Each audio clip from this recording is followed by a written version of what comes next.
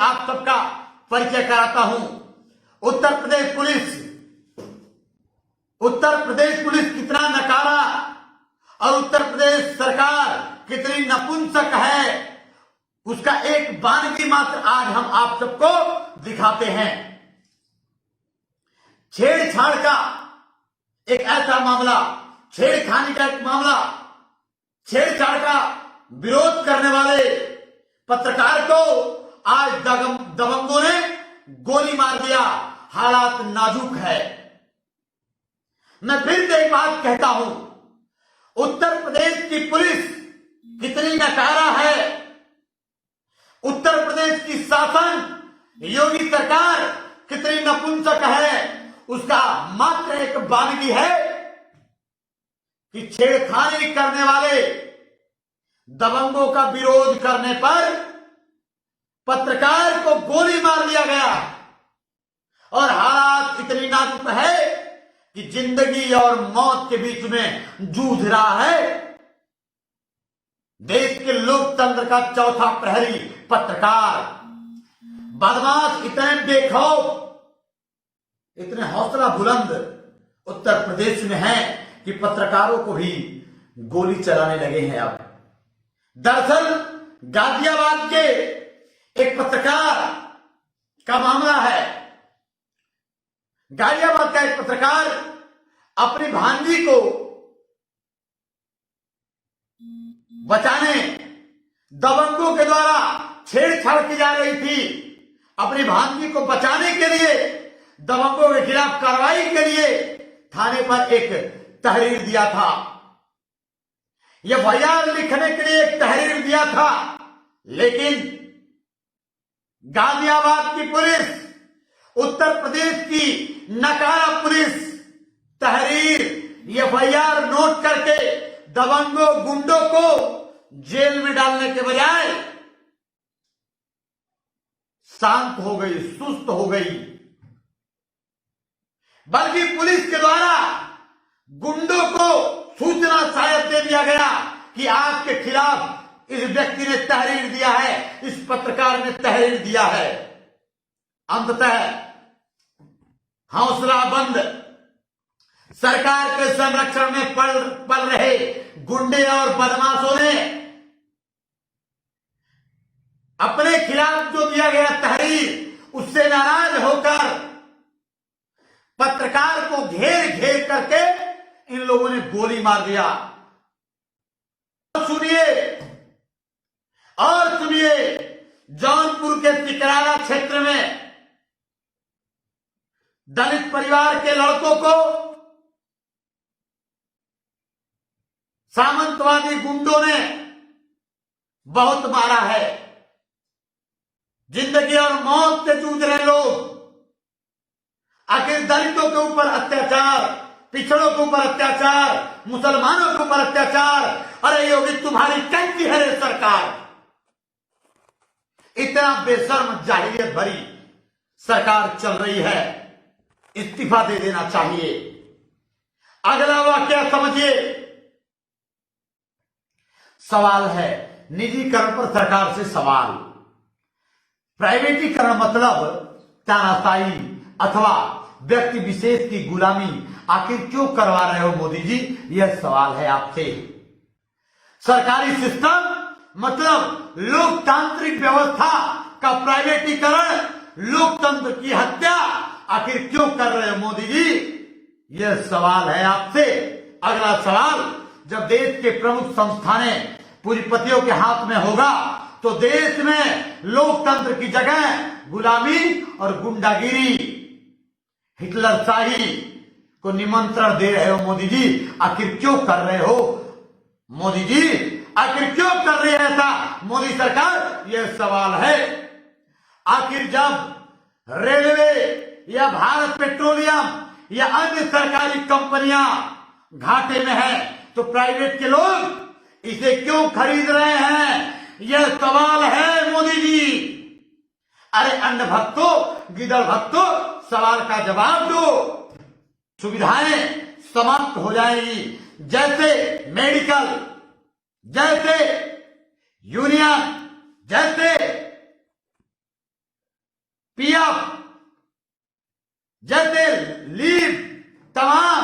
सैकड़ों सुविधाएं समाप्त हो जाएगी और गुलाम बन जाएंगे श्रमिक।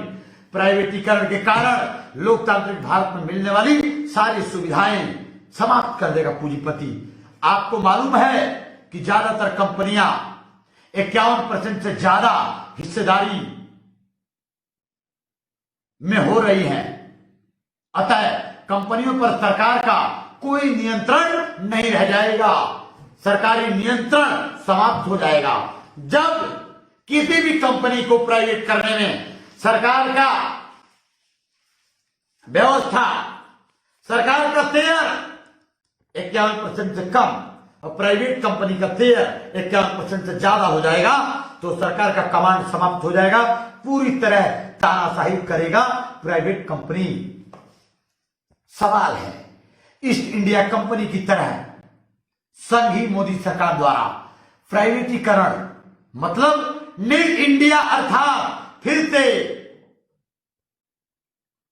अर्थात प्राइवेटीकरण वाला न्यू इंडिया अर्थात फिर से हिटलर शाही वाला गुलामी के लिए तैयार रहना मेरे देशवासियों। सवाल है कि जब सब कुछ प्राइवेटीकरण करना है तो जनता पर 70% से ज्यादा टैक्स का बोझ क्यों लाद रहे हो मोदी जी? सवाल है प्राइवेटीकरण के कारण। प्राइवेटीकरण का मतलब अपराध, अत्याचार, गुंडागिरी, हिटलरशाही को बढ़ावा दे रही है मोदी सरकार। प्राइवेटीकरण के कारण कंपनियों के श्रमिकों के ऊपर पूंजीपति अपनी मनमानी करेगा, अपनी मर्जी से रखेगा, जब मर्जी होगी रखेगा और जब मर्जी होगी तो निकाल फेंकेगा। अर्थात देश का श्रमिक बधुआ मजदूर हो जाएगा और हिटलर शाहों पूंजीपतियों का नया गुलामी करेगा। अर्थात भारत पुनः गुलाम कर रहा है मोदी जी अगर सब कुछ प्राइवेटीकरण ही करना है तो छिप छिप कर क्यों कर रहे हो देश परिवार? क्यों नहीं एक साथ भारत को बेच देते और झोला उठा के भाग जाओ, क्या फर्क पड़ता है? याद होगा आप लोगों को मोदी ने कहा था, अरे मेरा क्या है, मैं झोला उठाऊंगा चल दूंगा। अरे मोदी जी सब कुछ प्राइवेट ही करना है तो सरकार, न्यायपालिका आज सब प्राइवेट कर दो। क्यों हजारों करोड़ रुपया गरीबों से टैक्स वसूल करके, हम जैसे लोगों से टैक्स वसूल करके भारत को बर्बाद कर रहे हो? आखिर प्राइवेटीकरण क्यों कर रहा है मोदी?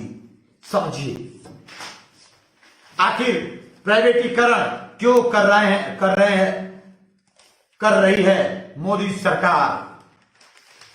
इस बात को समझिए। प्राइवेटीकरण करने से एसटी का आरक्षण समाप्त हो जाएगा, ओबीसी और माइनॉरिटी को आरक्षण नहीं दिया जाएगा, सारे संस्थानों में सवर्णों का बोलबाला होगा, पूंजीपतियों की मनमानी चलेगी और जब एसटी, ओबीसी और माइनॉरिटी का आरक्षण खत्म हो जाएगा तो यह गरीब हो जाएगा, नौकरियों में नहीं रहेगा, तो इसका शोषण फिर मनुस्मृति के आधार पर लागू हो जाएगा और भारत में पुनः हिटलर शाही लागू हो जाएगी। ऐ मेरे देश के वीरों, बुलेटिन 8 PM के साथियों, याद रखना, इस प्राइवेटीकरण के खिलाफ हमें आवाज उठाना होगा। अगर सरकारी व्यवस्था प्राइवेट हो जाएगी तो आरक्षण खत्म कर देगा मोदी। हमें अपने अधिकारों की आवाज उठानी पड़ेगी। वैसे ही 2 साल पहले का एक मैं आज आप लोगों को वीडियो दिखाता हूं, देखिए वीडियो किस तरीके से 2 साल पहले का आंकड़ा है।